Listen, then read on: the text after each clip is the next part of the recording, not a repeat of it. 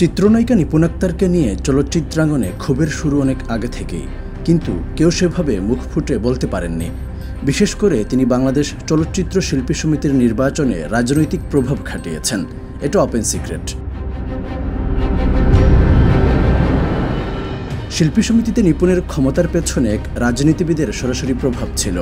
তিনি আওয়ামী লীগের সভাপতিমণ্ডলীর সদস্য শেখ সেলিম, মিডিয়াতে যিনি শেখ সেলিম আঙ্কেল নামেই পরিচিত। নিপুণ তার নিজের পার্লার উদ্বোধন করতে গিয়ে শেখ সেলিমকে শেখ সেলিম আঙ্কেল বলে সম্বোধন করেন। এরপর থেকে মিডিয়াতে তিনি শেখ সেলিম আঙ্কেল নামেই বেশি পরিচিত।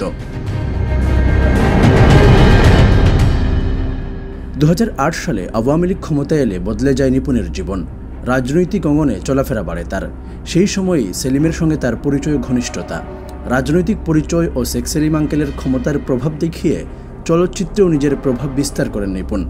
বেশ কয়েকটি ছবিও সে সময় সেলিম আঙ্কেলের মদদে পান এ নায়িকা। শুধু তাই নয়, ক্ষমতার পাশাপাশি বাড়তে থাকে নিপুণের সম্পদও। বিদেশে ঘন ঘন সফর করতে থাকেন। 2012 সালে বনানীর অভিজাত এলাকায় নিপুণ গড়ে তোলেন নিজস্ব পার্লার।